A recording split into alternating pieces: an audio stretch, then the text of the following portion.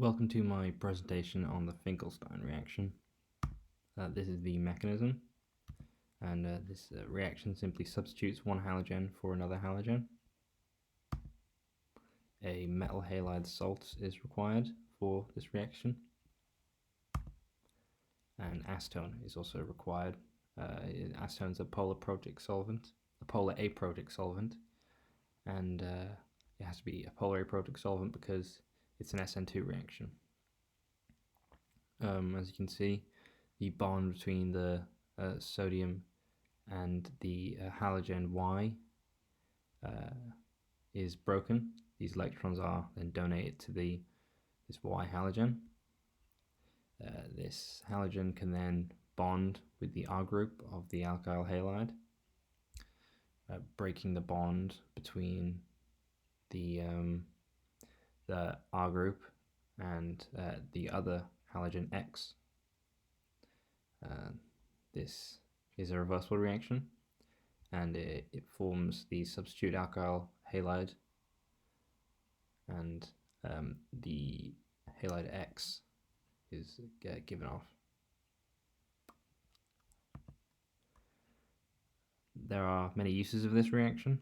One of them is the synthesis of an alkyl iodine from alkyl bromide or chlorine. This is very similar to the reaction showed in the first slide, again using acetone and a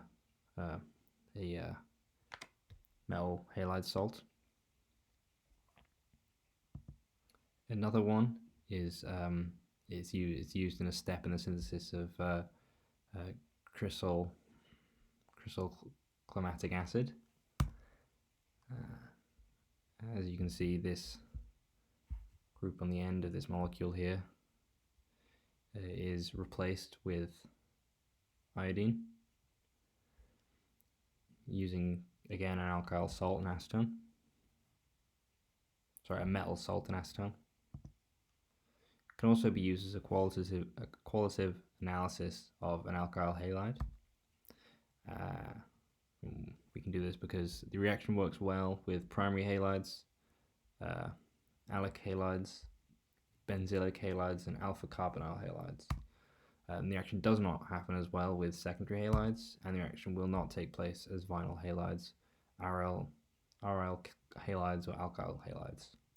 So if you do this on your alkyl halide, you could tell which of these three groups it was in based on how it reacts.